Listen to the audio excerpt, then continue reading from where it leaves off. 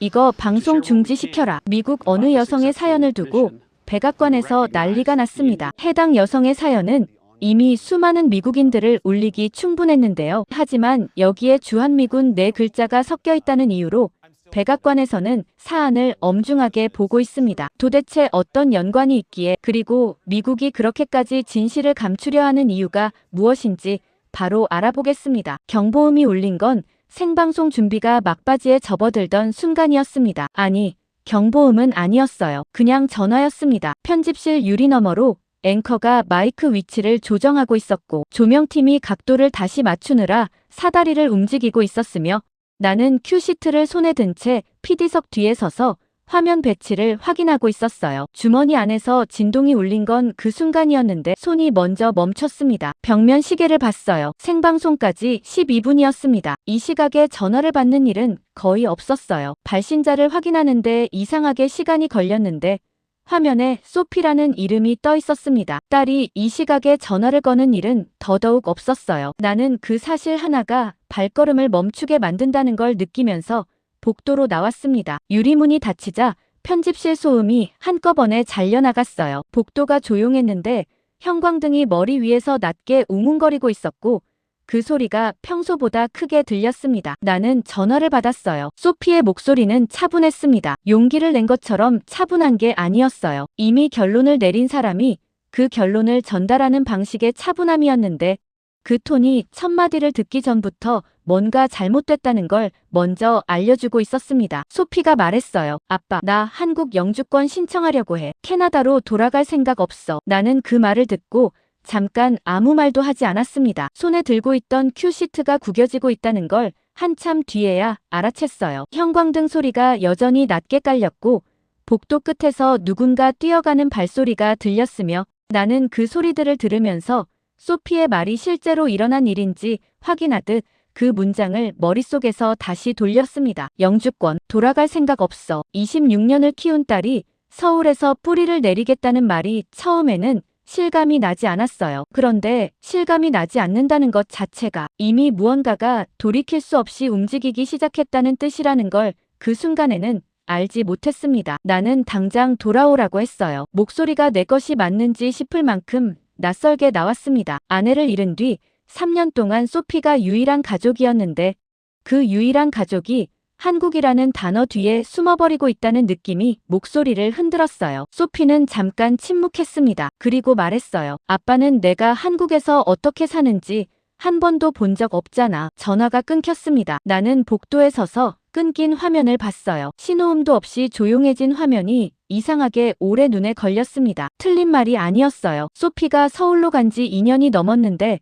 나는 한 번도 가지 않았습니다. 바빴다는 게 이유였는데 그 이유가 지금 이 순간 얼마나 가벼운지가 느껴졌어요. 편집실로 돌아갔을 때 PD가 큐 신호를 보내고 있었습니다. 나는 자리에 앉아 화면을 봤는데 앵커의 입이 움직이는 게 보였지만 소리가 귀에 제대로 들어오지 않았어요. 생방송이 끝나고 나서도 한동안 그 자리에 앉아 있었습니다. 큐시트가 책상 위에 구겨진 채 놓여 있었는데 나는 그걸 보면서 소피가 마지막에 한 말을 반복해서 들었어요. 한 번도 본 적 없잖아. 그 말이 비난인지 사실인지 구분이 되지 않았는데 사실이라는 게 더 불편했습니다. 방송국장이 편집실로 들어온 건 그로부터 얼마 지나지 않아서였어요. 그는 화이트보드에 뭔가를 적더니 이번 달 특집 아이템 마감이 이틀 남았다고 했습니다. 해외 청년 이주 관련 기획이 필요하다는 말이 뒤따랐는데 주제를 듣는 순간 머릿속에서 소피의 목소리가 다시 겹쳤어요. 나는 손을 들었습니다. 기획안을 내겠다고 했어요. 방송국장이 나를 봤는데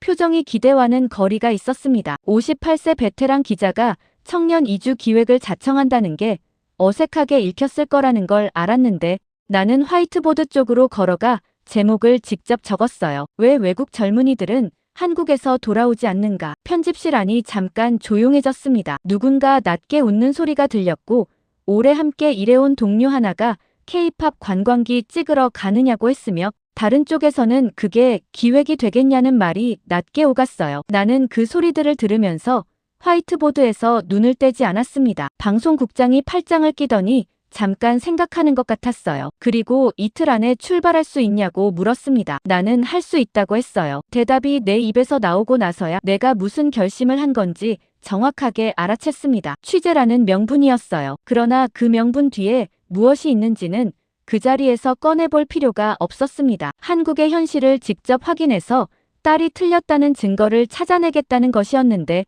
그 결심을 기획안이라고 부르면 비행기표가 나온다는 것만 알면 충분했어요. 사무실을 나서면서 주머니 안전화를 다시 봤습니다. 소피에게 문자를 보낼까 생각했는데 보내지 않았어요. 할 말은 서울에 가서 직접 하면 됐습니다. 엘리베이터를 기다리는 동안 창밖으로 토론토의 저녁이 내려앉고 있었어요. 불빛이 하나씩 켜지고 있었는데 나는 그 불빛을 보면서 48시간 뒤면 이 도시에 없을 거라는 사실보다 소피가 전화를 끊을 때 목소리에 흔들림이 전혀 없었다는 게 더 오래 머릿속에 걸렸습니다. 결론을 이미 내린 사람의 목소리였어요. 그 목소리가 어디서 왔는지는 서울에 가야 알 수 있었는데 그 전에 내가 먼저 결론을 내려두지 않으면 흔들릴 것 같다는 생각이 들었습니다. 나는 그 생각을 의식하면서도 엘리베이터 버튼을 눌렀어요. 딸이 틀렸다는 걸 증명하러 간다는 사실을 취재 목적이라고 부를 수 있는지 그 순간에는 판단이 서지 않았습니다. 인천공항에 내린 건 새벽이 가까워질 무렵이었습니다. 나는 입국장을 빠져나오면서 소피에게 연락하지 않았어요. 서울로 곧장 가는 대신 촬영팀과 함께 울산행 버스에 올랐는데 취재 첫 대상이 울산이라는 걸 소피에게 알릴 이유가 없었습니다. 딸을 만나기 전에 먼저 이 나라의 실체를 확인해야 했어요. 버스 창밖으로 고속도로가 펼쳐졌고 이른 새벽 공기 속에서 가로등 불빛이 일정하게 흘렀으며 나는 그 불빛을 보면서 취재 계획을 머릿속에서 다시 정리했습니다. 첫 번째 대상은 폴란드 출신 엔지니어였어요. 이름은 야책이었고 울산 조선소에서 7년째 근무하고 있다는 사전 정보가 있었는데 연락을 주고받는 동안 그의 답변이 지나치게 깔끔하다는 느낌이 줄곧 들었습니다. 무언가를 감추거나 포장하는 사람 특유의 말투였는데 카메라 앞에서는 다를 거라고 생각했어요. 카메라가 켜지면 사람은 달라지기 마련이고 달라지는 방향이 어느 쪽이든 나는 그 틈을 이용할 준비가 되어 있었습니다. 조선소 정문 앞에서 야책을 처음 만난 건 이른 오전이었습니다. 그는 키가 컸고 작업복 소매를 접어올린 채 나왔으며 악수가 짧고 단단했어요. 나는 그 첫인상에서 이 사람이 인터뷰에 익숙하지 않다는 걸 읽었습니다. 인터뷰에 익숙하지 않은 사람은 카메라 앞에서 더 솔직해지는 경우가 많았어요. 방어막을 치는 법을 모르기 때문이었는데 나는 그 점을 이용하기로 했습니다. 촬영 장소는 조선소 안쪽 휴게 공간이었어요. 철제 의자가 놓여 있었고 천장이 높았으며 멀리서 용접 소리가 낮게 깔렸습니다. 금속 냄새가 섞인 공기가 코를 찔렀는데 야책은 그 냄새에 아무 반응이 없었어요. 매일 맡는 냄새라는 뜻이었습니다. 나는 카메라가 돌아가는 걸 확인하고 바로 시작했어요. 급여 때문에 남은 거 아니냐고 했습니다. 야책이 잠깐 나를 봤어요. 부정하지 않았습니다. 급여가 좋다는 건 사실이라고 했어요. 나는 그 대답이 예상 범위 아니라는 걸 느끼면서 다음 질문을 이었습니다. 한국인 배우자가 있다는 것도 알고 있다고 했어요. 비자 문제 때문에 정착한 거 아니냐고 했는데 목소리에 힘을 줬습니다. 야책이 이번엔 바로 대답하지 않았어요. 시선이 잠깐 카메라 쪽으로 갔다가 나에게로 돌아왔는데 그 사이에 무언가를 결정하는 것 같았습니다. 그는 한국 회사에서 상사와 크게 충돌한 적이 있다고 했어요. 사표까지 냈다는 말이 뒤따랐는데 나는 그 말을 듣는 순간 원하는 방향이 나왔다고 느꼈습니다. 카메라를 향해 몸을 조금 앞으로 기울이며 그럼 왜 떠나지 않았냐고 물었어요. 야책이 대답하는 대신 바닥을 한번 내려다봤습니다. 그리고 서류 가방 쪽으로 손을 뻗었어요. 나는 그 동작이 무엇을 의미하는지 그 순간에는 알지 못했습니다. 그가 꺼낸 건 파일 하나였어요. 안에 문서가 있었는데 한국어와 영어가 섞인 기술 보고서였습니다. 종이가 여러 번 접혔다 펴진 흔적이 있었고 모서리가 달아 있었으며 특정 수치들에 손으로 밑줄이 그어져 있었어요. 야책이 말했습니다. 사표를 냈을 당시 자신이 제안했던 기술 개선안이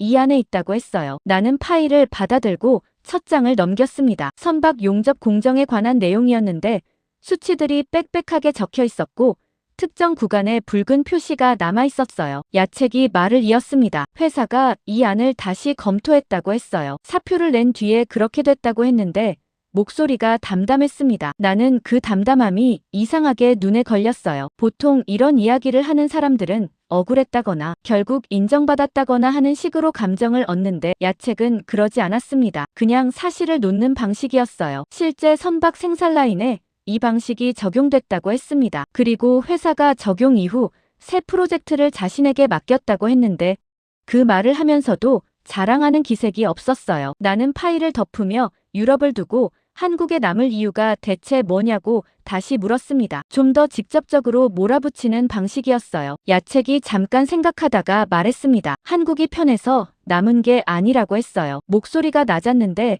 그 낮음이 확신이 있는 사람의 것이었습니다. 여기서는 실패한 제안을 다시 꺼내볼 기회가 있었다고 했는데 그게 전부였어요. 길게 설명하지 않았고 덧붙이지 않았으며 설득하려는 기색도 없었습니다. 나는 카메라를 끄라는 신호를 보내면서 야책에게 마지막으로 악수를 청했어요. 그의 손이 다시 짧고 단단했는데 그 감촉이 이상하게 오래 남았습니다. 조선소 정문을 나서면서 나는 야책의 말을 머릿속에서 정리하려 했어요. 특수한 사례라고 결론을 내렸습니다. 회사가 예외적이었거나 야책이 운이 좋았거나 어느 쪽이든 이것 하나로 한국 전체를 판단하는 건 취재 원칙에 맞지 않았어요. 촬영팀 PD가 옆에서 인터뷰가 좋게 나왔다고 했는데 나는 대꾸하지 않았습니다. 차에 오르면서 창밖으로 조선소 풍경이 멀어지기 시작했어요. 크레인들이 하늘 위로 솟아 있었고 그 아래로 선박 한 척이 도크에 걸려 있었으며 규모가 상상보다 컸습니다. 그 풍경이 눈에 걸렸는데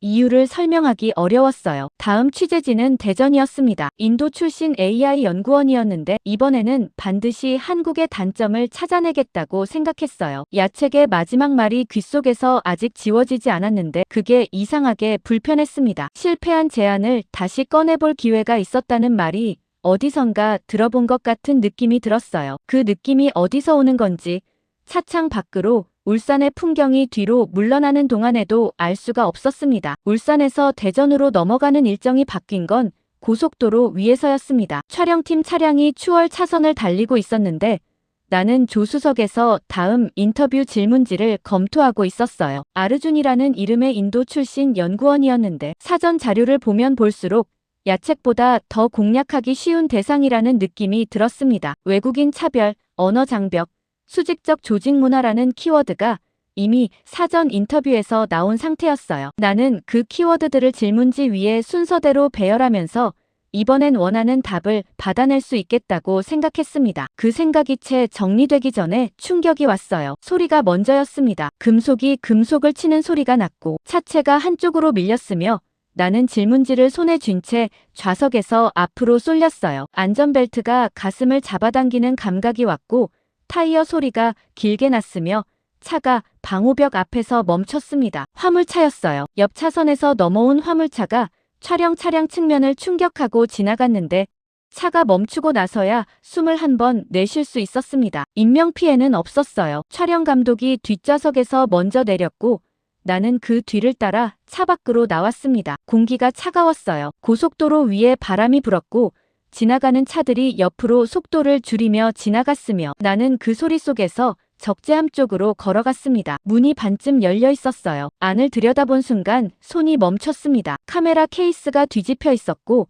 렌즈 하나가 바닥에 떨어져 있었으며 주력 카메라 본체가 케이스 밖으로 나와 측면이 찌그러진 상태였어요. 촬영 감독이 카메라를 집어들었습니다. 전원 버튼을 눌렀는데 아무 반응이 없었어요. 다시 눌렀습니다. 그래도 반응이 없었어요. 그는 나를 봤는데 아무 말도 하지 않았습니다. 말을 하지 않아도 됐어요. 나는 캐나다 본사에 전화를 걸었습니다. 상황을 설명했는데 전화 너머가 잠깐 조용했어요. 그리고 들려온 말은 짧았습니다. 48시간 안에 촬영을 재개하지 못하면 한국편 전체를 폐기하겠다는 내용이었어요. 나는 전화를 끊고 고속도로 위에 서서 방호벽을 봤습니다. 바람이 목덜미를 스치고 지나갔고 지나가는 차들의 소음이 귀를 찔렀으며 48시간이라는 숫자가 이상하게 크게 울렸어요. 현지 PD가 차에서 내려 이쪽으로 오고 있었는데 그의 손에 이미 전화기가 들려 있었습니다. 누군가와 통화 중이었어요. 나는 그를 보면서 이 상황을 어떻게 수습할 수 있는지 따졌는데 답이 나오지 않았습니다. 한국 현지 PD는 이름이 정우였어요. 그가 전화를 끊더니 장비업체 몇 군데에 연락했다고 했습니다. 될 것 같다는 말이 뒤따랐는데 나는 그 말이 무슨 근거인지 물어보려다가 멈췄어요. 경찰이 도착했고 견인차가 뒤따라왔으며 사고 처리가 시작됐는데 그 와중에 정우는 전화를 계속 돌리고 있었습니다. 나는 사고 처리를 챙기면서도 시선이 자꾸 그쪽으로 갔어요. 지나가던 운전자 2명이 차를 세우고 내려서 적재함에서 장비들을 안전지대로 옮기기 시작했는데 나는 그 사람들이 누구인지 알지 못했습니다. 정우에게 저 사람들이 누구냐고 물었어요. 그는 전화기를 귀에 댄 채 그냥 지나가던 사람들이라고 했습니다. 나는 그 말을 듣고 다시 그쪽을 봤어요. 지나가던 사람들이 카메라 케이스를 조심스럽게 들어 방호벽 안쪽으로 옮기고 있었습니다. 렌즈 파우치를 하나씩 확인하면서 순서대로 내려놓고 있었는데 그 동작이 장비를 다뤄본 사람의 것이었어요. 밤이 됐습니다. 나는 사고 지점 인근 휴게소에서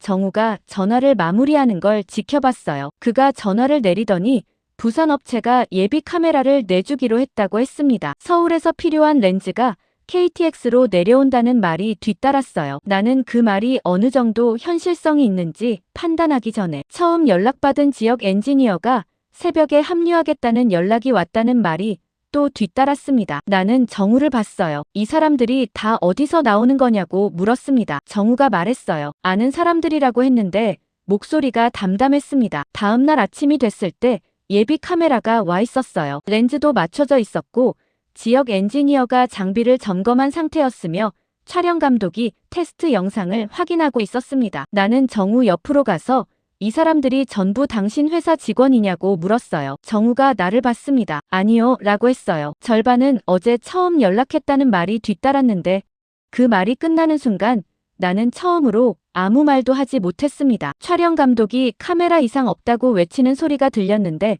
그 소리가 이상하게 멀리서 들리는 것 같았어요. 나는 렌즈를 장착하는 촬영 감독을 보면서 어젯밤 장비를 옮기던 지나가던 사람들의 손을 떠올렸습니다. 설명이 되지 않았어요. 설명하려고 해도 마땅한 말이 나오지 않았는데 그 불편함을 안고 차에 오르면서 질문지를 다시 폈습니다. 대전 연구단지였어요. 아르준이라는 이름이 종이 위에 있었는데 어젯밤 일이 머릿속에서 지워지지 않은 채 차가 출발했습니다. 대전 연구단지에 도착한 건 오전이 한참 지나서였습니다. 단지 입구에서 출입증을 받아드는 동안 나는 어젯밤 일을 머릿속에서 정리하려 했어요. 절반은 어제 처음 연락했다는 정우의 말이 자꾸 걸렸는데 걸릴 이유가 없다고 생각했습니다. 우연히 좋은 사람들을 만난 것이고 한국이라는 나라 전체와는 무관한 일이었어요. 나는 그렇게 정리하고 출입증을 목에 걸었습니다. 아르준을 만난 건 연구동 로비였어요. 30대 중반으로 보였고 안경을 쓰고 있었으며 악수가 야책보다 부드러웠습니다. 그는 나를 회의실로 안내했는데 복도가 길었고 양쪽으로 연구실 유리창이 이어졌으며 안에서 모니터를 들여다보는 사람들이 보였어요. 냉방이 강하게 가동되고 있었고 공기가 건조했으며 발소리가 바닥에서 낮게 울렸습니다. 회의실에 들어서자 아르준이 자리를 권했어요. 나는 카메라가 설치되는 동안 질문지를 한 번 더 훑었습니다. 어젯밤 사고로 하루를 날린 탓에 이번 인터뷰에서 반드시 원하는 걸 가져가야 했어요. 외국인 차별, 수직적 조직 문화, 경쟁, 야근. 사전 자료에서 이미 확인된 키워드들이었는데 아르준이 이것들을 부정하기는 어려울 거라고 생각했습니다. 카메라가 돌아가기 시작했어요. 나는 바로 시작했습니다. 외국인이라서 회의에서 무시당한 적 있냐고 물었어요. 아르준이 잠깐 나를 봤습니다. 있다고 했어요. 한국어를 못 알아들어서 회의 흐름에서 소외된 적이 여러 번 있었다고 했는데 나는 그 대답이 예상대로라는 걸 느끼며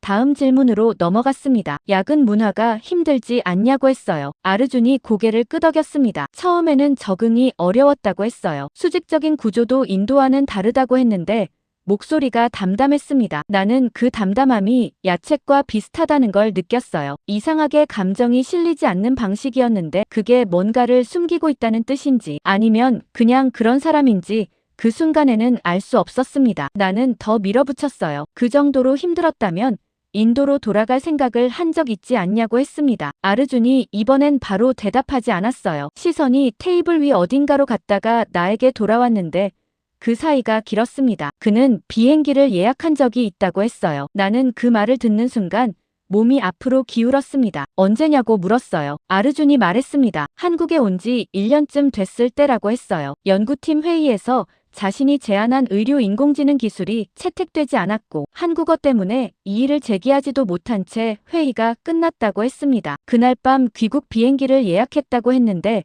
목소리가 흔들리지 않았어요. 나는 드디어 원하는 답을 얻었다고 생각했습니다. 카메라 쪽을 한번 확인하고 그래서 실제로 돌아갔냐고 물었어요. 아르준이 고개를 저었습니다. 나는 그 동작을 보면서 왜 안 갔냐고 물었어요. 그가 노트북을 열었습니다. 화면을 내 쪽으로 돌렸는데 프로젝트 개요 화면이었어요. 한국어와 영어가 섞인 문서였는데 위쪽에 병원 이름이 찍혀 있었고 아래쪽에 실증 단계라는 표시가 있었습니다. 아르준이 말했어요. 자신이 채택되지 못했던 의료 인공지능 기술이라고 했습니다. 한국 연구팀이 석 달 뒤에 다시 검토해서 채택했다고 했어요. 지금은 실제 병원에서 실증 단계까지 왔다고 했는데 그 말을 하면서도 표정이 달라지지 않았습니다. 나는 화면을 보면서 손끝이 차가워지는 걸 느꼈어요. 야채기 했던 말이 겹쳤습니다. 실패한 제안을 다시 꺼내볼 기회가 있었다는 말이었는데 아르준이 지금 같은 말을 다른 방식으로 하고 있었어요. 나는 그 화면에서 눈을 떼며 다시 물었습니다. 그게 다냐고 했어요. 그것 때문에 비행기 예약을 취소한 거냐고 했는데 목소리가 의도보다 날카롭게 나왔습니다. 아르준이 나를 봤어요. 잠깐 생각하는 것 같았는데 대답이 짧았습니다. 문제가 없어서 남는 게 아니라고 했어요. 내가 여기서 만들 수 있는 다음 단계가 있기 때문에 남는 거라고 했는데 그게 전부였습니다. 설명하지 않았어요. 덧붙이지 않았고 설득하려 하지도 않았으며 내가 그 말을 어떻게 받아들이는지 확인하려는 눈빛도 아니었습니다. 인터뷰가 끝나고 연구동 복도로 나왔을 때 공기가 달라졌어요. 냉방이 없었고 바깥 열기가 복도 끝에서 밀려들었으며 나는 그 온도 차이를 피부로 느끼면서 걸음을 멈췄습니다. 정우가 옆에서 다음 일정을 확인하고 있었는데 나는 그쪽을 보지 않았어요. 머릿속에서 야책과 아르준의 말이 나란히 놓였습니다. 두 사람 모두 한국이 편해서 남은 게 아니라고 했어요. 두 사람 모두 실패를 먼저 말했고 그 다음에 다시 시작할 수 있었다는 말을 했습니다. 나는 그 패턴이 이상하게 눈에 걸렸어요. 취재를 시작하기 전에 내가 세운 가설은 한국이 뭔가 특별히 좋은 것을 제공하기 때문에 외국인들이 남는다는 것이었습니다. 그런데 두 사람 모두 그 가설에 맞는 말을 하지 않았어요. 숙소로 돌아온 건 저녁이 깊어지고 나서였습니다. 나는 방에 앉아 오늘 찍은 영상을 노트북으로 돌려봤어요. 야책의 인터뷰와 아르준의 인터뷰가 차례로 흘렀는데 두 사람의 목소리가 비슷한 온도를 가지고 있었습니다. 담담하고 짧았으며 설득하려 하지 않았어요. 나는 영상을 멈추고 취재 노트를 폈습니다. 펜을 들었는데 한동안 아무것도 쓰지 않았어요. 그러다가 천천히 적었습니다. 나는 한국을 취재하러 온 게 아니라 한국이 틀렸다는 걸 증명하러 왔다. 문장을 쓰고 나서 한참 그것을 봤어요. 지우려다가 지우지 않았습니다. 내일은 소피의 직장으로 가야 했어요. 딸만큼은 다를 거라는 생각이 들었는데 그 생각이 확신인지 희망인지 노트를 덮을 때까지 알 수 없었습니다. 소피에게 알리지 않았습니다. 전날 밤 숙소에서 몇 번 문자를 쓰다가 지웠어요. 알리면 나오지 않을 것 같았는데 그게 이유의 전부는 아니었습니다. 딸이 준비된 모습을 보여주기 전에 평소 모습을 먼저 봐야 한다는 생각이 있었어요. 취재 논리였는데 아버지의 논리이기도 했습니다. 나는 그 두 가지를 구분하지 않은 채 촬영팀과 함께 서울 마포구 쪽 중소기업 건물 앞에 섰어요. 건물이 크지 않았습니다. 유리 외벽이었고 로비가 좁았으며 안내 데스크 뒤로 직원들이 오가는 게 보였어요. 나는 촬영팀에게 카메라를 낮게 유지하라고 했습니다. 로비 의자에 앉아 기다리는 동안 핸드폰을 손에 쥐고 있었어요. 소피가 이 건물 해외 사업팀에 있다는 건 사전에 확인한 정보였는데 몇 층인지는 몰랐습니다. 나는 안내 데스크 직원에게 해외 사업팀이 몇 층이냐고 물었어요. 직원이 4층이라고 했습니다. 엘리베이터를 타지 않았어요. 계단으로 올라가면서 유리창 너머로 각층 사무실이 보였는데 4층에서 걸음을 멈췄습니다. 유리 회의실이 복도 끝에 있었어요. 안에 사람들이 여럿 앉아 있었는데 화면 앞에 서 있는 사람이 눈에 들어왔습니다. 소피였어요. 나는 그 자리에서 움직이지 못했습니다. 딸이 한국 문화에 빠져 임시직이나 하고 있을 거라고 생각했는데 회의실 안 소피는 화면을 가리키며 말하고 있었어요. 한국어와 영어가 섞였는데 전환이 자연스러웠고 테이블 반대편에 앉은 사람들이 받아 적고 있었습니다. 나는 유리 너머로 그 장면을 보면서 손이 멈추는 걸 느꼈어요. 저 사람이 내 딸이 맞는지 확인하듯 다시 봤습니다. 맞았어요. 소피 대리라고 불리는 소리가 유리 너머로 흐릿하게 들렸는데 대리라는 단어가 이상하게 낯설었습니다. 회의가 끝난 건 한참 뒤였어요. 회의실 문이 열리고 사람들이 나오기 시작했는데 소피가 마지막으로 나왔습니다. 서류를 정리하면서 나오다가 복도에 서 있는 나를 봤어요. 표정이 굳었습니다. 나는 손을 들었어요. 소피가 서류를 가슴에 끌어안으며 주변을 한번 봤습니다. 촬영팀이 보였을 거예요. 카메라가 낮게 있었지만 완전히 감출 수는 없었습니다. 소피가 나에게 걸어왔어요. 목소리가 낮았는데 그 낮음이 감정을 억누르고 있는 것이었습니다. 아빠 여기서 뭐해? 라고 했어요. 나는 취재 중이라고 했습니다. 한국에서 일하는 외국인들을 만나고 있었는데 소피도 인터뷰해보고 싶었다고 했어요. 소피가 나를 봤습니다. 잠깐이었는데 그 눈빛이 달랐어요. 화가 난 것과 상처받은 것이 섞인 눈빛이었는데 나는 그 두 가지를 구분하지 못한 채 계속 말했습니다. 그래도 이런 회사 때문에 캐나다까지 버릴 필요는 없잖아. 라고 했어요. 그 말이 내 입에서 나오는 순간 소피의 표정이 달라졌습니다. 이런 회사라는 말이 걸렸을 거라는 걸 알았는데 이미 늦었어요. 소피가 말했습니다. 아빠가 취재팀까지 데리고 여기 들어온 거야. 라고 했어요. 목소리가 흔들렸는데 흔들림이 눈물 쪽이 아니라 분노 쪽이었습니다. 직원들이 복도에서 이쪽을 보고 있었어요. 나는 그 시선들을 느끼면서 소피에게 낮게 말했습니다. 한국의 현실을 보여주면 정신을 차릴 줄 알았다고 했어요. 소피가 웃었는데 웃음이 아니었습니다. 아빠는 현실을 보러 온 게 아니라 내가 실패했다는 증거를 찾으러 왔잖아.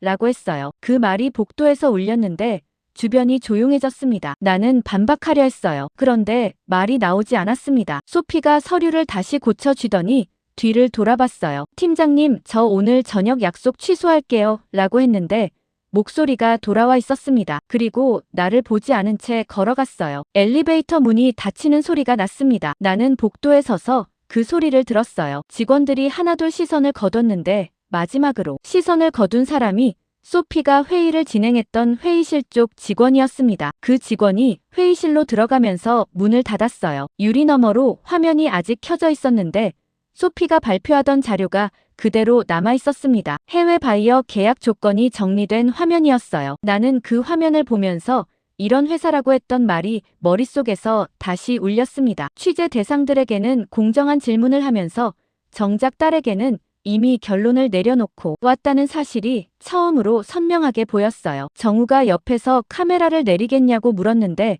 나는 대답하지 않았습니다. 계단을 내려가면서 소피가 마지막으로 했던 말이 귓속에서 지워지지 않았어요. 현실을 보러 온 게 아니라 실패했다는 증거를 찾으러 왔잖아. 틀리지 않았는데 그 말이 틀리지 않는다는 게 계단을 다 내려올 때까지 불편하게 걸렸습니다. 본사에서 연락이 온 건 소피와 마주친 다음 날 아침이었습니다. 화상 통화였는데 편집장 얼굴이 화면에 뜨자마자 분위기가 좋지 않다는 걸 알 수 있었어요. 그는 지금까지 보내온 영상을 검토했다고 했습니다. 야책 인터뷰, 아르준 인터뷰, 사고 현장 영상까지 봤는데 한국 칭찬만 모아오면 방송을 폐기하겠다고 했어요. 목소리가 낮았는데 그 낮음이 이미 결론을 내린 사람의 것이었습니다. 경쟁사회와 청년 문제를 반드시 담아오라는 말이 뒤따랐어요. 한국의 집값, 취업난, 청년 우울이 빠지면 이건 홍보 영상이지 저널리즘이 아니라고 했습니다. 나는 알겠다고 했어요. 화상 통화를 끊고 나서 숙소 창밖을 봤는데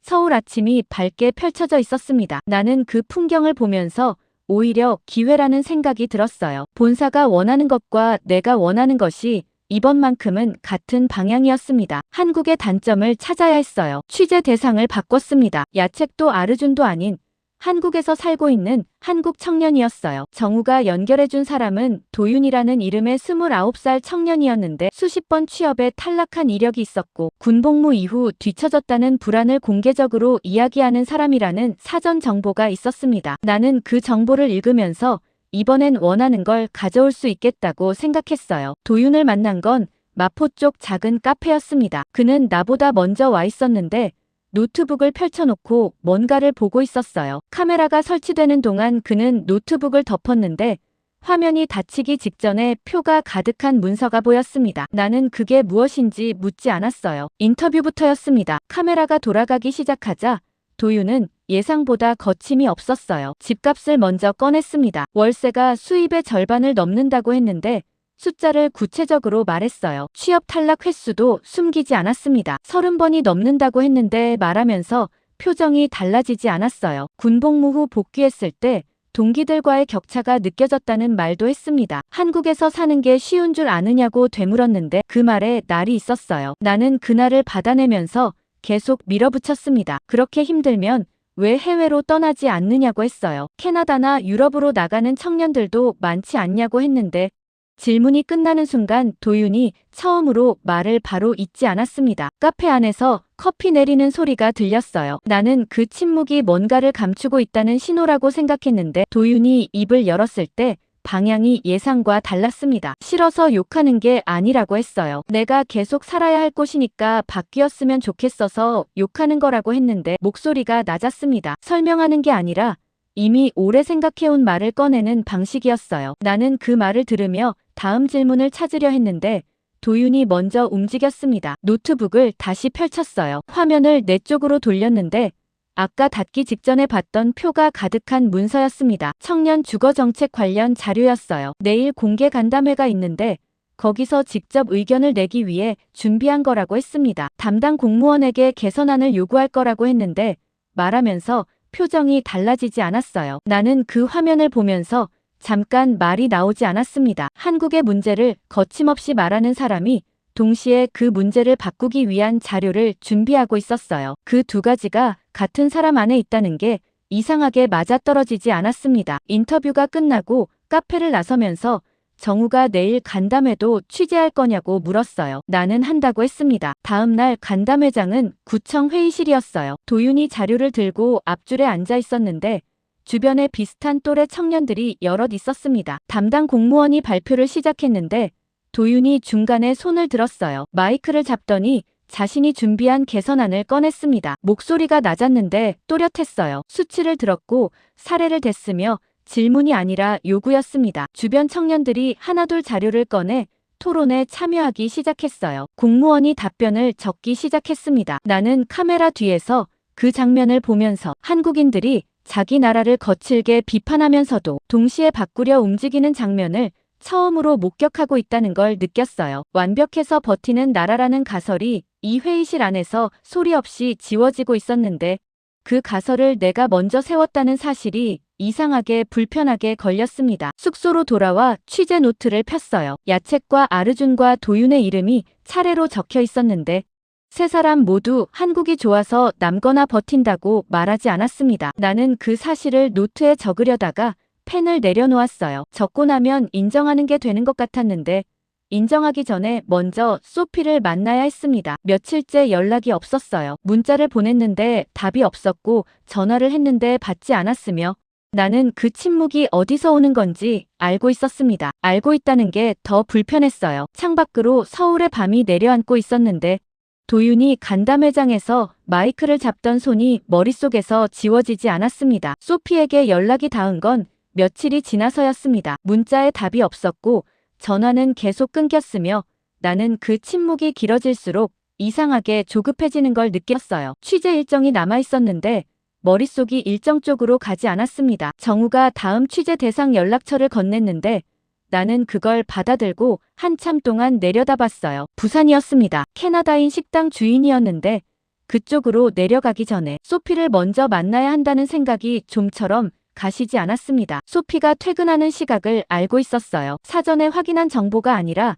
딸의 습관을 아버지로서 기억하고 있는 것이었는데 그 구분이 지금 이 순간 중요하다는 걸 알면서도 구분하지 못하고 있었습니다. 나는 촬영팀을 숙소에 두고 혼자 나섰어요. 카메라가 없다는 걸 소피가 확인해야 문을 열어줄 것 같았는데 그 생각 자체가 이미 딸과 내가 어디까지 멀어졌는지를 말해주고 있었습니다. 소피 회사 건물 앞 골목에 서서 기다리는 동안 저녁 공기가 서늘하게 목을 감쌌어요. 퇴근 인파가 건물에서 쏟아져 나오기 시작했는데 나는 그 흐름 속에서 소피를 찾았습니다. 생각보다 늦게 나왔어요. 가방을 어깨에 걸고 핸드폰을 보면서 걸어 나오다가 골목 쪽에 서 있는 나를 발견하는 순간 걸음이 멈췄습니다. 나는 손을 들었어요. 소피가 잠깐 나를 보더니 방향을 틀었습니다. 나를 향해 오는 게 아니었어요. 골목 반대쪽으로 걷기 시작했는데 나는 그 뒤를 따라갔습니다. 소피가 걸으면서 오늘은 카메라 없냐고 물었어요. 없다고 했습니다. 소피가 걷는 속도를 줄이지 않았어요. 나란히 걸었는데 둘 사이에 말이 없었습니다. 골목을 벗어나자 큰 길이 나왔고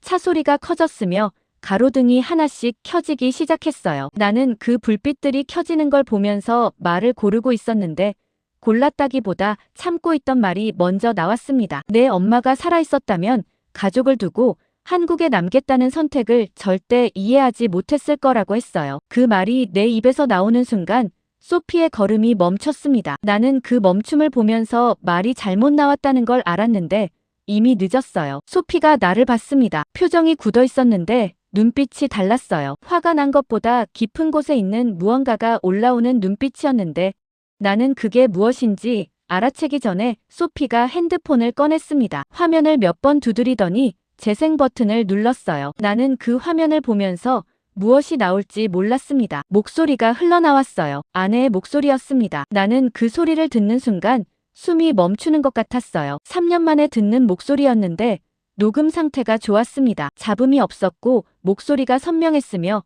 그 선명함이 오히려 더 아프게 들렸어요. 아내가 말하고 있었습니다. 소피야, 아빠가 혼자 된다고 내 인생까지 포기하지 마. 내가 가장 너답게 살 수 있는 곳을 찾아. 그게 전부였어요. 짧았습니다. 그런데 그 짧음이 가로등 아래에서 길게 울렸어요. 나는 아무 말도 하지 않았습니다. 말이 나오지 않았는데 나오면 안 될 것 같기도 했어요. 소피가 핸드폰을 내리며 말했습니다. 엄마가 세상을 떠나기 2달 전에 남긴 거라고 했어요. 나는 그 말을 들으며 2달 전이라는 시간을 머릿속에서 더듬었습니다. 아내가 아직 말을 할 수 있었던 시기였어요. 목소리가 흔들리지 않을 만큼 의식이 있었던 시기였는데 그 시기에 소피에게 이 말을 했다는 걸 나는 몰랐습니다. 3년 동안 몰랐어요. 아내와 소피 사이에 이런 말이 오갔다는 걸 나만 모르고 있었는데 자신만 몰랐다는 사실이 가슴 어딘가를 누르는 게 느껴졌습니다. 그 감각을 인정하기 싫어서 말을 했어요. 그래도 한국이 내 고향은 아니다.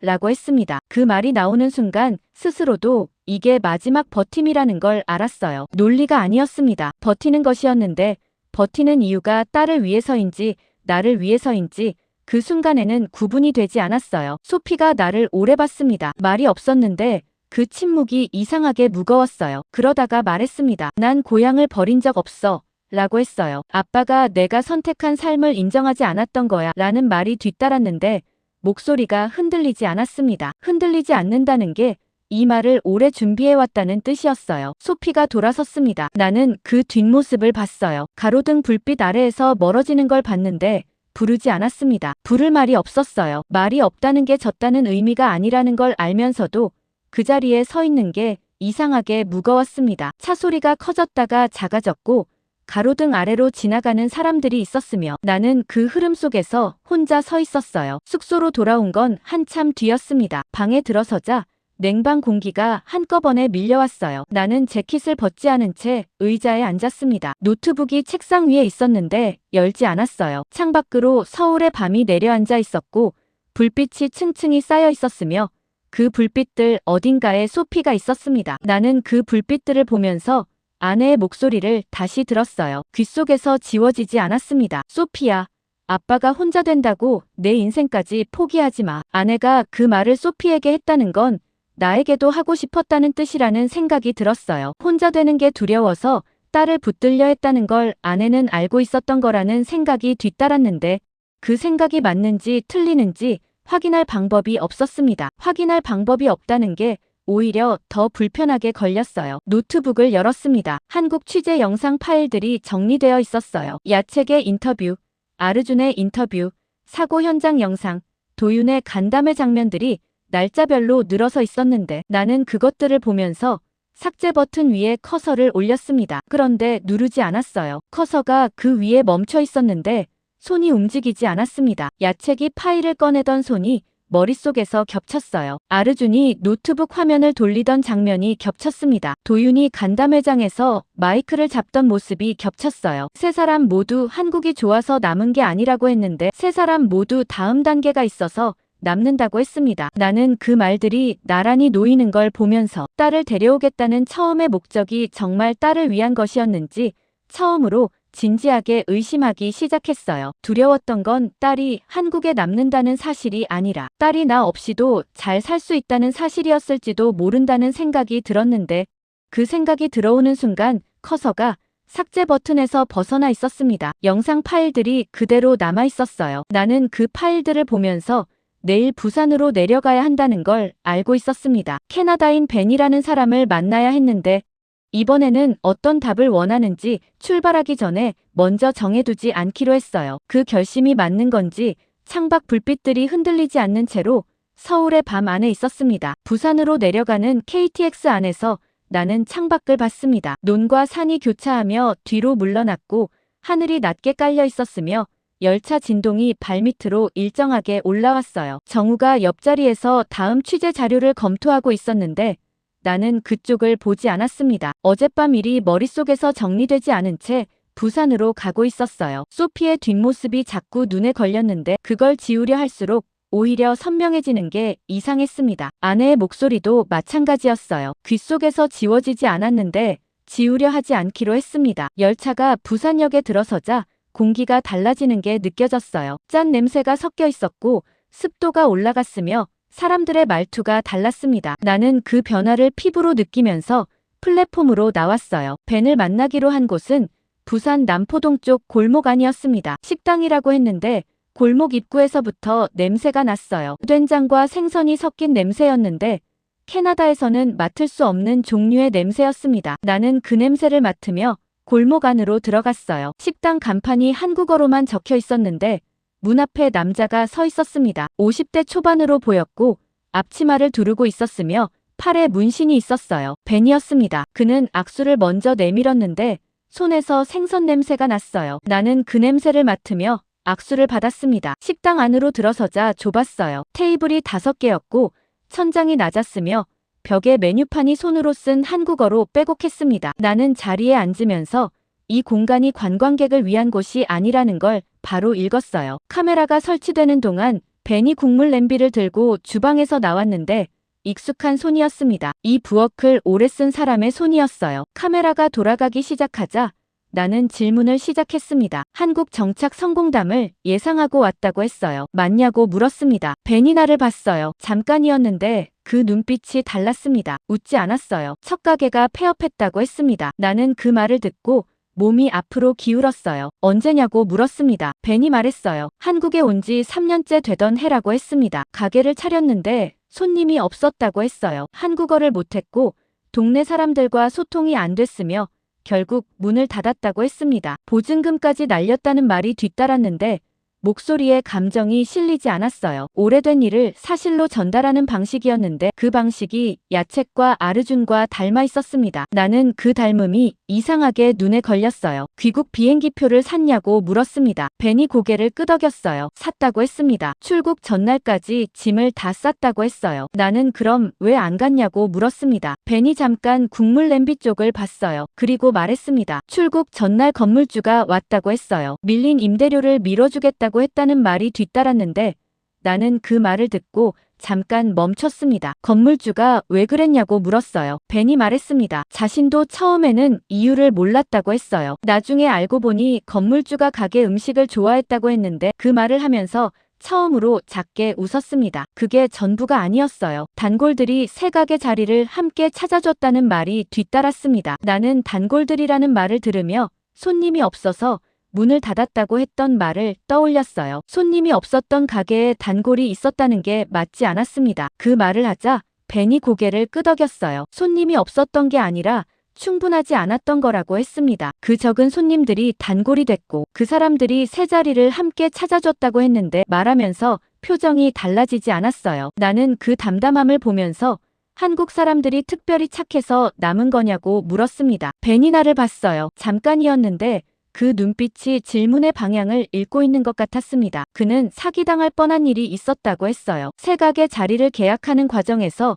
중간에 끼어든 사람이 있었다고 했는데 그 사람이 계약서를 조작하려 했다는 말이 뒤따랐습니다. 외국인이라 몰랐던 거라고 했어요. 나는 그 말을 들으며 이쪽이 원하는 방향이라고 생각했습니다. 그런데 벤이 말을 이었어요. 그 사실을 단골 중 한 명이 알아챘다고 했습니다. 계약 전날 밤에 연락이 왔고 계약서 어디가 문제인지 짚어줬다고 했는데 그 사람이 법을 아는 사람이 아니었다고 했어요. 그냥 오래 장사를 해본 사람이었다고 했습니다. 나는 그 말을 들으며 질문의 방향이 또 틀어지는 걸 느꼈어요. 한국 사람들이 착해서가 아니냐고 다시 물었습니다. 벤이 이번엔 바로 대답했어요. 착한 사람도 있고 그렇지 않은 사람도 있다고 했습니다. 사기를 치려 한 사람도 한국 사람이었다고 했는데 그 말을 하면서도 표정이 달라지지 않았어요. 그리고 말했습니다. 한국에서 배운 건 실패하지 않는 법이 아니라고 했어요. 실패해도 다시 시작할 수 있다는 거였다고 했는데 그게 전부였습니다. 설명하지 않았어요. 길게 말하지 않았고 덧붙이지 않았으며 내가 그 말을 어떻게 받아들이는지 확인하려는 눈빛도 없었습니다. 인터뷰가 끝난 뒤 벤이 주방으로 들어갔어요. 잠시 후 무언가를 들고 나왔는데 낡은 메뉴판이었습니다. 첫 번째 가게 메뉴판이라고 했어요. 귀국 짐을 쌀 때도 이건 넣지 않았다고 했는데 이유를 말하지 않았습니다. 나는 그 메뉴판을 받아들었어요. 종이가 누렇게 바랬고 모서리가 달아 있었으며 한국어와 영어가 섞인 글씨가 손으로 쓰여 있었습니다. 한국어 글씨가 서툴렀는데 그게 오히려 오래됐다는 걸 말해주고 있었어요. 나는 그 메뉴판을 들고 있으면서 귀국짐을 다 싸놓고도 이것만 넣지 않았다는 게 무슨 뜻인지 생각했습니다. 짐을 다 쌌다는 건 떠나겠다는 결심이었는데 이 메뉴판을 넣지 않았다는 건 완전히 결심하지 않았다는 뜻이었을 거라는 생각이 들었어요. 그 생각이 맞는지 벤에게 묻지 않았습니다. 묻지 않아도 알 것 같았어요. 식당을 나서면서 골목 냄새가 다시 코를 찔렀습니다. 된장과 생선이 섞인 냄새였는데 처음 맡았을 때와 달랐어요. 낯선 냄새가 아니었습니다. 나는 그 변화를 느끼면서 걸음을 멈췄어요. 정우가 옆에서 서울로 언제 올라가냐고 물었는데 나는 대답하기 전에 골목 안쪽을 한번 봤습니다. 벤의 식당 불빛이 골목 안에서 켜져 있었어요. 나는 그 불빛을 보면서 딸의 선택을 실패로 단정한 채 한국에 왔다는 사실을 인정하는 게 지금 이 순간이라는 걸 느꼈습니다. 인정하고 나서 무엇이 달라지는지는 서울로 돌아가는 열차 안에서 생각하기로 했어요. 낡은 메뉴판이 손안에 있었는데 종이의 거친 촉감이 손바닥에 남았습니다. 서울로 돌아온 다음 날 아침 본사에서 화상통화가 걸려왔습니다. 편집장이었는데 화면에 얼굴이 뜨자마자 분위기가 좋지 않다는 걸 알 수 있었어요. 그는 부산 영상을 밤새 검토했다고 했습니다. 벤의 인터뷰를 봤는데 이건 한국 홍보물이라고 했어요. 목소리가 낮았는데 그 낮음이 이미 결론을 내린 사람의 것이었습니다. 집값, 저출산, 취업난, 과로 문제가 빠지면 이 프로그램은 전량 폐기한다는 말이 뒤따랐어요. 나는 그 말을 들으면서 이상하게 흔들리지 않았습니다. 부산에서 돌아오는 열차 안에서 이미 생각해뒀던 것이 있었어요. 편집장에게 알겠다고 했습니다. 화상통화를 끊고 나서 정우에게 도윤에게 다시 연락해달라고 했어요. 도윤이라면 본사가 원하는 걸 줄 수 있을 것 같았는데 이번에는 다른 이유였습니다. 도윤을 처음 만났을 때 나는 그의 말에서 원하는 것만 들으려 했어요. 그런데 그가 간담회장에서 마이크를 잡던 장면이 머릿속에서 지워지지 않았습니다. 그 장면을 제대로 찍지 못했어요. 다시 가야 했습니다. 도윤을 만난 건 종로 쪽 작은 사무실이었어요. 청년 주거 관련 모임 공간이었는데 책상 위에 자료들이 쌓여 있었고 벽면에 포스트잇이 빼곡했으며 냉방이 약하게 돌아가고 있었습니다. 도윤이 자리에 앉으며 또 인터뷰냐고 물었어요. 나는 그렇다고 했습니다. 그는 잠깐 나를 보더니 고개를 끄덕였어요. 카메라가 돌아가기 시작하자 나는 시작했습니다. 이번엔 질문지를 보지 않았어요. 집값이 오른다고 했는데 실제로 얼마나 오르고 있냐고 물었습니다. 도윤이 숫자를 댔어요. 구체적이었는데 말하면서 표정이 달라지지 않았습니다. 취업 탈락 횟수를 다시 말해달라고 했어요. 도윤이 말했습니다. 32번이라고 했는데 이번엔 덧붙였어요. 그중 15번은 서류에서 떨어졌다고 했습니다. 스펙이 부족해서가 아니라 나이와 군복무 공백 때문이었다고 했어요. 나는 그 말을 들으며 본사가 원하는 내용이 나오고 있다는 걸 느꼈습니다. 그런데 이번엔 거기서 멈추지 않았어요. 그렇게 힘들면 왜 해외로 나가지 않냐고 물었습니다. 예전에도 한 질문이었는데 이번엔 몰아붙이는 방식이 아니었어요. 도윤이 나를 봤습니다. 처음 인터뷰 때와 눈빛이 달랐어요. 그때는 질문을 재고 있는 눈빛이었는데 이번엔 질문하는 사람을 재고 있는 눈빛이었습니다. 잠깐 침묵이 있었어요. 카페 냉방 소리가 낮게 깔렸고 벽면 포스트잇이 냉방 바람에 살짝 흔들렸으며 나는 그 침묵 속에서 기다렸습니다. 도윤이 말했어요. 내가 살아갈 나라니까 고치라고 말하는 거라고 했습니다. 목소리가 낮았는데 그 낮음이 확신이 있는 사람의 것이었어요. 첫 번째 인터뷰 때도 같은 말을 했는데 이번엔 다르게 들렸습니다. 첫 번째 인터뷰 때 나는 그 말을 듣고 다음 질문을 찾고 있었어요. 이번엔 그 말이 귓속으로 들어왔습니다. 도윤이 자리에서 일어났어요. 잠깐만요 라고 했는데 책상 서랍을 열었습니다. 서류를 꺼냈어요. 공개 간담회 회의록이었는데 담당 공무원의 답변이 정리되어 있었습니다. 나는 그것을 받아들고 읽었어요. 도윤이 간담회에서 제안한 청년 주거 개선안 중 2가지가 검토 중이라는 내용이 있었습니다. 확정이 아니라 검토 중이라고 했는데 도윤이 말했어요. 검토 중인 것도 처음이라고 했습니다. 이전까지는 의견을 내도 회의록에 오르지도 않았다고 했어요. 목소리가 담담했는데 그 담담함이 작은 것을 크게 보지 않는 사람의 것이었습니다. 나는 회의록을 덮으며 카메라를 향해 다른 청년들도 이런 식으로 움직이냐고 물었어요. 도윤이 말했습니다. 다 그런 건 아니라고 했어요. 포기한 사람들도 많다고 했는데 그 말을 하면서 시선이 벽면 포스트잇 쪽으로 갔습니다. 포스트잇에 이름들이 적혀 있었어요. 간담회에 함께 참여한 사람들이라고 했는데 23명이었습니다. 나는 그 이름들을 봤어요. 23명이라는 숫자가 많은 건지 적은 건지 판단이 서지 않았는데 도윤이 말했습니다. 작년엔 11명이었다고 했어요. 인터뷰가 끝나고 사무실을 나서면서 정우가 오늘 영상 좋게 나왔다고 했습니다. 나는 대꾸하지 않았어요. 계단을 내려가면서 도윤이 했던 말을 머릿속에서 정리했는데 정리가 되지 않았습니다. 한국의 문제를 숫자로 댔고 불만을 거침없이 말했는데 동시에 그 문제를 바꾸기 위한 서류를 책상 서랍에 넣어두고 있었어요. 그 2가지가 같은 사람 안에 있다는 게 처음 인터뷰 때도 이상하게 걸렸는데 이번엔 이상한 게 아니라는 생각이 들었습니다. 완벽해서 버티는 나라가 아니라는 건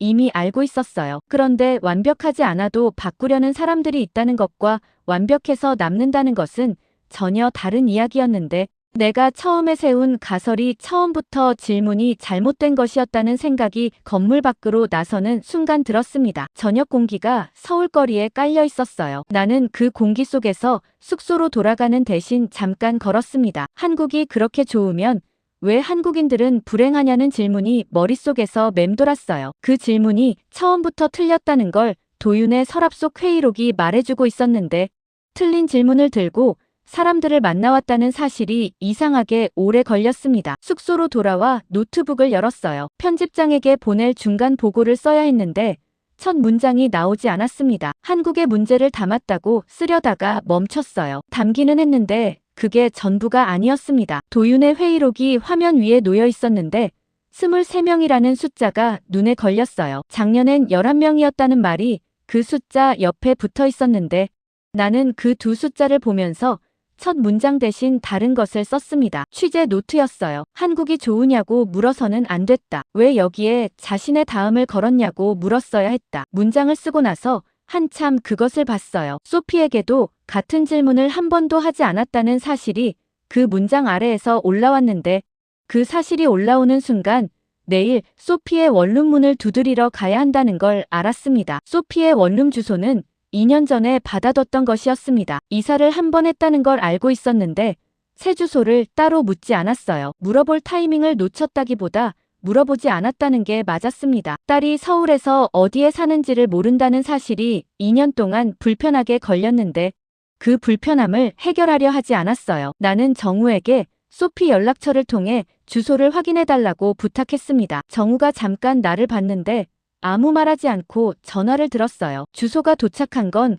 그로부터 얼마 지나지 않아서였습니다. 은평구 쪽이었어요. 나는 그 주소를 손에 쥐고 촬영팀에게 오늘은 따라오지 말라고 했습니다. 정우도 두고 갔어요. 혼자 가야 했는데 그 이유를 설명하지 않아도 됐습니다. 지하철을 탔어요. 오전이었는데 차 안이 조용했고 냉방이 강하게 돌아가고 있었으며 나는 손잡이를 잡은 채 창밖을 봤습니다. 터널이 이어졌다가 지상 구간이 나왔다가를 반복했는데 서울이 생각보다 넓다는 걸 지하철 노선도를 보면서 다시 느꼈어요. 소피가 이 넓은 도시에서 2년 넘게 살아왔다는 사실이 이상하게 실감이 나기 시작했습니다. 아파트가 아니었어요. 골목 안쪽 주택을 개조한 원룸 건물이었는데 외벽이 오래됐고 계단이 좁았으며 우편함에 한국어 이름들이 적혀 있었습니다. 나는 그 이름들 사이에서 소피의 이름을 찾았어요. 영어로 적혀 있었는데 손으로 쓴 글씨였습니다. 3층이었어요. 계단을 올라가면서 나무 계단이 삐걱거리는 소리가 났는데 그 소리가 이상하게 크게 들렸습니다. 3층 복도에 문이 3개 있었어요. 가운데 문이었습니다. 나는 문 앞에 서서 잠깐 아무것도 하지 않았어요. 두드리기 전에 무슨 말을 할지 생각했는데 생각이 정리되지 않았습니다. 정리를 기다리다가는 여기까지 온 의미가 없을 것 같아서 손을 들었어요. 두드렸습니다. 아무 소리가 없었어요. 다시 두드렸습니다. 안에서 움직임이 느껴졌어요. 발소리가 가까워졌는데 문이 열리지 않았습니다. 소피의 목소리가 문 너머에서 들렸어요. 누구야? 라고 했는데 목소리가 경계하고 있었습니다. 나라고 했어요. 침묵이 있었습니다. 오래된 침묵이었어요. 그 침묵 속에서 소피가 문을 열지 않을 수도 있다는 생각이 들었는데 나는 문에 손을 짚으며 말했습니다. 오늘은 데려가러 온 게 아니다. 라고 했어요. 그 말이 끝나고 나서 잠깐이 지났습니다. 문이 열렸어요. 소피가 서 있었는데 머리를 묶고 있었고 실내복 차림이었으며 눈빛이 경계를 완전히 내리지 않은 상태였습니다. 나는 들어가도 되냐고 물었어요. 소피가 옆으로 비켜섰습니다. 안으로 들어서자 공간이 작았어요. 창문이 하나였고 책상과 침대가 붙어 있었으며 옷걸이에 정장이 걸려 있었습니다. 나는 그 공간을 천천히 봤어요. 책상 위에 서류들이 쌓여 있었는데 한국어 문서들이었습니다. 옆에 노트북이 있었고 그 옆에 머그컵이 있었어요. 머그컵이었습니다. 캐나다에서 가져온 것이었어요. 토론토 방송국 로고가 찍힌 머그컵이었는데 나는 그것을 보는 순간 손이 멈췄습니다. 소피가 이걸 갖고 왔다는 걸 몰랐어요. 벽 쪽으로 시선이 갔습니다. 액자가 하나 걸려 있었는데 안에 사진이었어요. 가족 사진이 아니라 아내 혼자 찍힌 사진이었는데 찍힌 장소가 토론토였습니다. 나는 그 사진을 보면서 소피가 이 방에서 매일 그 사진을 보면서 살아왔다는 사실이 피부로 와닿았어요. 고향을 버린 사람의 방이 아니었습니다. 두 삶을 함께 붙들고 있는 사람의 방이었어요. 책상 옆 선반에 서류 파일이 꽂혀 있었는데 라벨이 붙어 있었습니다. 한국어로 계약서라고 적혀 있었고 그 옆에 승진평가서라고 적힌 파일이 있었어요. 나는 그 라벨들을 읽으면서 회사 로비에서 처음 소피를 봤을 때 이런 회사라고 했던 말이 머릿속에서 다시 울렸습니다. 이런 회사가 아니었어요. 소피가 직접 만들어가고 있는 것들이 이 선반 위에 있었는데 나는 그걸 보면서 아무 말도 하지 않았습니다. 소피가 의자를 끌어당겨 건넸어요. 나는 앉았습니다. 소피도 침대 끝에 앉았는데 둘 사이에 말이 없었어요. 나는 그 침묵 속에서 준비해온 말들이 전부 맞지 않는다는 걸 느꼈습니다. 준비한 말이 없었던 게 아니라 이 방을 보기 전에 준비한 말들이었기 때문이었어요. 먼저 말했습니다. 내가 나 없이 잘 사는 게 무서워서 내 선택을 실패라고 만들었다. 라고 했어요. 그 말이 내 입에서 나오는데 시간이 걸렸는데 나오고 나서는 이상하게 가벼워지는 게 느껴졌습니다. 소피가 나를 봤어요. 표정이 달라졌는데 어느 방향으로 달라지는 건지 바로 읽을 수 없었습니다. 잠깐 침묵이 있었어요. 그리고 소피가 말했습니다. 엄마가 죽은 뒤 아빠 곁에 남으면 자신의 인생을 살 수 없을 것 같았다고 했어요. 그래서 도망치듯 한국에 왔다는 말이 뒤따랐는데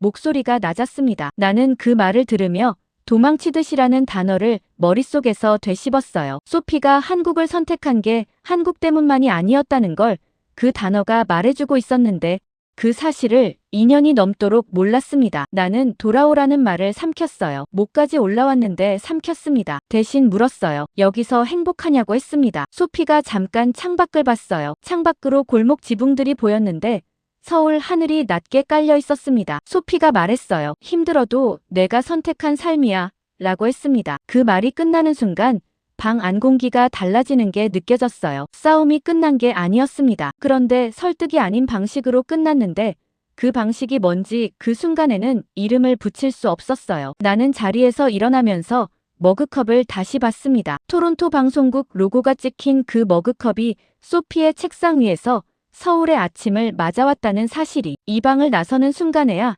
비로소 실감이 났어요. 계단을 내려가면서 삐걱거리는 소리가 다시 났는데 올라올 때와 같은 소리였는데 이상하게 달리 들렸습니다. 캐나다 귀국 전날 밤이었습니다. 촬영팀은 숙소로 돌아갔고 정우도 집으로 갔으며 나는 혼자 편집실에 남아 있었어요. 임시로 빌린 공간이었는데 모니터가 2대 있었고 천장이 낮았으며 냉방이 약하게 돌아가고 있었습니다. 모니터 화면에 영상 파일들이 늘어서 있었어요. 야책, 아르준, 사고 현장, 도윤의 간담회, 벤의 식당, 소피의 회사 로비, 날짜 순으로 정리되어 있었는데 나는 그것들을 보면서 어디서부터 시작할지 한참 생각했습니다. 본사에서 마지막 연락이 온 건 내가 편집실에 들어서고 얼마 지나지 않아서였어요. 편집장이었는데 결론을 한 줄로 보내지 않으면 프로그램을 취소하겠다고 했습니다. 목소리가 낮았는데 그 낮음이 기다림이 끝난 사람의 것이었어요. 나는 알겠다고 했습니다. 전화를 끊고 나서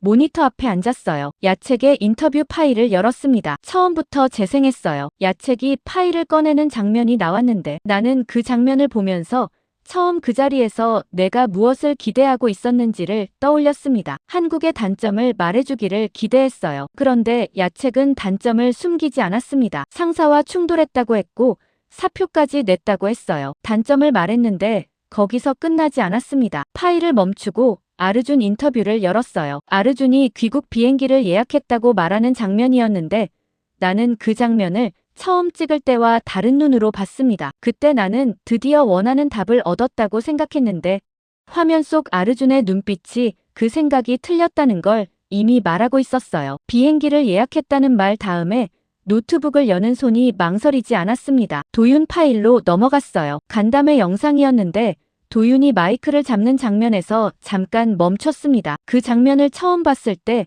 나는 카메라 뒤에 있었는데 놀랐던 게 기억났어요. 한국의 문제를 가장 거칠게 말한 사람이 그 문제를 바꾸기 위한 자리에 자료를 들고 나와 있었습니다. 벤 파일을 열었어요. 낡은 메뉴판을 내미는 장면에서 멈췄는데 귀국짐을 다 싸놓고도 이건 넣지 않았다는 말이 자막처럼 귓속에서 흘렀습니다. 나는 4개의 파일을 번갈아 보면서 이상한 걸 발견했어요. 4사람 모두 한국이 좋다고 말하지 않았습니다. 한 명도 없었어요. 야책은 갈등을 말했고 아르준은 차별감을 말했으며 벤은 실패를 말했고 도윤은 한국의 구조적 문제를 말했습니다. 그런데 4사람 모두 떠나는 대신 자신의 다음 일을 만들고 있었어요. 나는 그 사실을 보면서 모니터 앞에서 한동안 움직이지 않았습니다. 제목 파일을 열었어요. 기획 초안에 적어뒀던 제목이었는데 왜 외국 젊은이들은 한국에서 돌아오지 않는가라고 적혀 있었습니다. 나는 그 제목을 보면서 이 질문이 처음부터 잘못됐다는 걸 느꼈어요. 돌아오지 않는 이유를 묻는 질문이었는데 그 질문 안에는 이미 한국에 있다는 게 설명이 필요한 선택이라는 전제가 깔려 있었습니다. 야책도 아르준도 벤도 도윤도 그 전제를 받아들이지 않았어요. 그들은 설명하지 않았습니다. 그냥 다음을 만들고 있었어요. 나는 제목을 지웠습니다. 커서가 빈칸 위에서 깜빡였어요. 천장에서 냉방 소리가 낮게 깔렸고 모니터 불빛이 얼굴을 비추고 있었으며 편집실 밖에서 서울의 밤이 조용했습니다. 나는 천천히 새 제목을 입력했어요. 돌아가지 않은 사람들이라고 적었습니다. 그 제목을 보면서 잠깐 그대로 있었어요. 돌아가지 않았다는 건 돌아가야 할 이유가 없어서가 아니었습니다. 돌아가지 않기로 선택했다는 것이었는데 그 선택이 어디서 오는지를 이 취재에서 처음부터 잘못 물어왔다는 걸 이 제목이 말해주고 있었어요. 카메라를 다시 켰습니다. 혼자였어요. 촬영팀이 없었는데 카메라를 삼각대에 올려놓고 렌즈 앞에 앉았습니다. 마지막 내레이션을 직접 녹음하기로 했어요. 녹음 버튼을 눌렀습니다. 나는 말했어요. 나는 한국이 얼마나 좋은지 묻고 다녔다.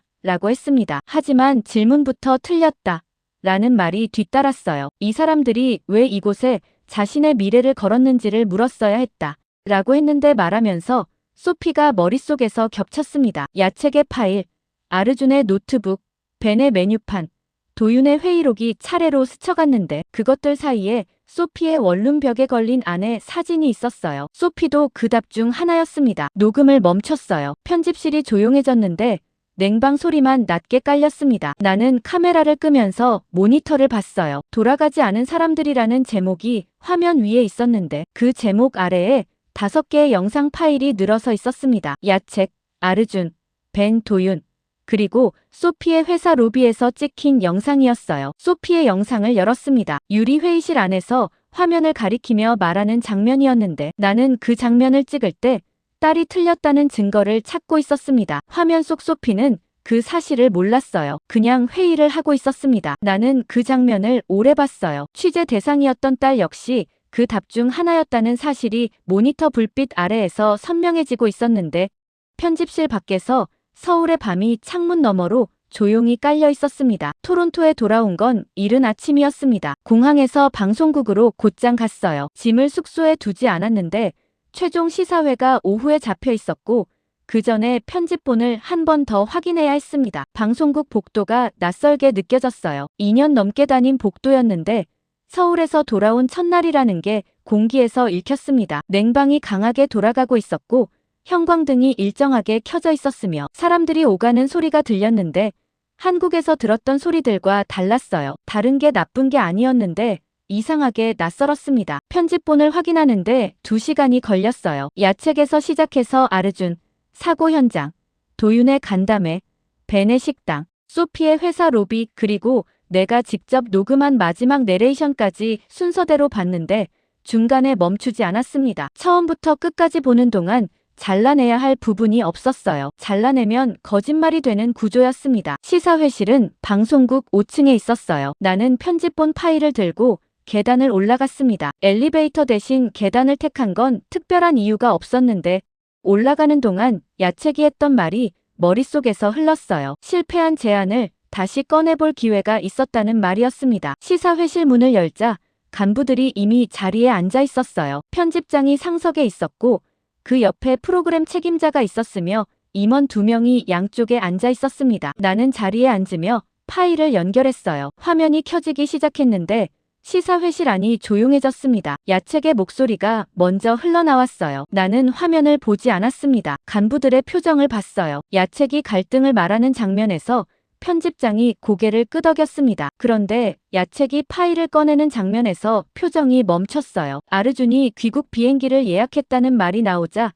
임원 한 명이 앞으로 몸을 기울였습니다. 도윤의 간담회 장면에서 시사회실 안이 조용해졌어요. 벤의 장면에서 편집장이 팔짱을 꼈는데 표정을 읽을 수 없었습니다. 내레이션이 끝나고 화면이 꺼졌어요. 시사회실이 잠깐 조용했습니다. 편집장이 먼저 말했어요. 한국의 빠른 문제 해결, 외국인 정착, 청년 움직임이 지나치게 긍정적이라고 했습니다. 결론을 수정하라는 말이 뒤따랐는데 목소리가 낮았어요. 나는 그 말을 들으며 예상했던 반응이라는 걸 느꼈습니다. 임원 한 명이 끼어들었어요. 테이블 위에 손을 올리며 말했습니다. 결국 한국이 캐나다보다 우월하다는 방송입니까?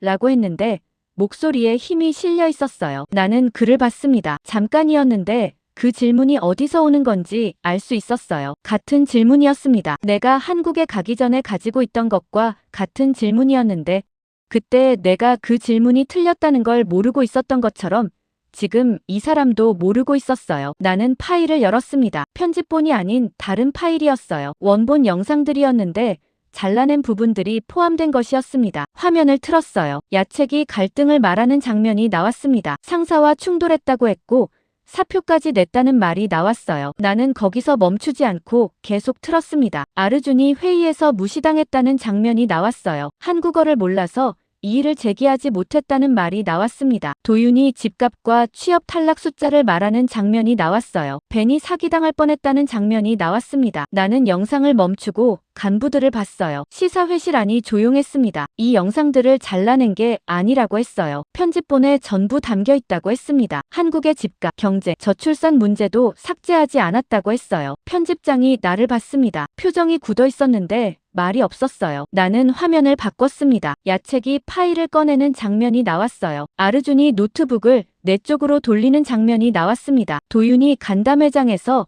마이크를 잡는 장면이 나왔어요. 벤이 낡은 메뉴판을 건네는 장면이 나왔습니다. 그리고 소피가 유리회의실 안에서 화면을 가리키며 말하는 장면이 나왔어요. 나는 화면을 보면서 말했습니다. 한국이 세계에서 가장 완벽한 나라인지는 모른다고 했어요. 하지만 세계 각국에서 온 사람들이 자신의 미래를 걸어보고 싶어하는 나라가 됐다는 사실은 지울 수 없다고 했습니다. 목소리가 흔들리지 않았는데 흔들리지 않는다는 걸 그 순간에는 알지 못했어요. 그냥 말하고 있었습니다. 시사회실이 조용해졌어요. 편집장이 테이블 위를 봤습니다. 임원이 팔짱을 꼈는데 말이 없었어요. 나는 수정 요구를 거부한다고 했습니다. 목소리가 낮았는데 그 낮음이 오래 생각해온 사람의 것이었어요. 잠깐이 지났습니다. 방송국장이 시사회실 뒤쪽에 서 있었는데 나는 그가 언제 들어왔는지 알지 못했어요. 그가 편집장을 봤습니다. 그리고 나를 봤어요. 수정없이 방영을 승인한다고 했는데 목소리가 짧았습니다. 편집장이 말을 하려다가 멈췄어요. 임원이 서류를 정리하는 소리가 났는데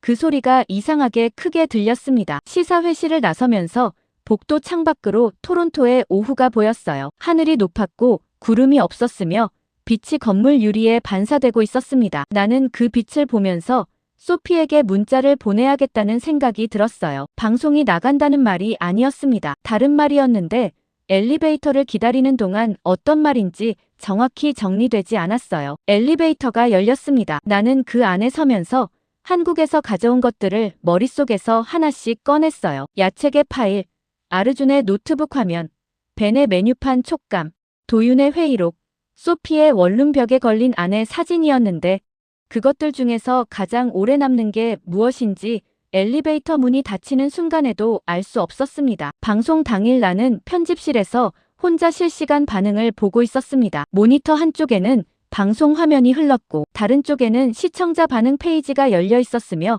냉방이 강하게 돌아가고 있었어요. 방송이 시작된 지 얼마 지나지 않아서 첫 댓글들이 올라오기 시작했습니다. 한국 미화라는 말이 먼저 올라왔어요. 일방적이라는 말이 뒤따랐고 협찬 방송이냐는 말이 그 아래에 달렸습니다. 나는 그 댓글들을 보면서 잠깐 모니터에서 눈을 뗐어요. 시사회에서 편집장이 했던 말이 머릿속에서 겹쳤는데 그 말이 틀리지 않았다는 생각이 들었습니다. 지나치게 긍정적이라는 판단이 시청자들에게도 같은 방식으로 읽히고 있었어요. 나는 의자에 기대며 방송 화면을 봤습니다. 야채기 파일을 꺼내는 장면이 나오고 있었는데 처음 그 장면을 찍을 때가 머릿속에서 겹쳤어요. 그때 나는 원하는 답을 얻었다고 생각했는데 야책은 그 생각을 파일 하나로 뒤집었습니다. 댓글 창을 다시 봤어요. 한국 미화라는 댓글 아래에 새 댓글이 달리고 있었는데 방향이 달랐습니다. 이민자 부모인데 처음으로 자식 입장에서 생각해봤다는 내용이었어요. 짧았는데 그 짧음이 오래 읽혔습니다. 나는 그 댓글을 보면서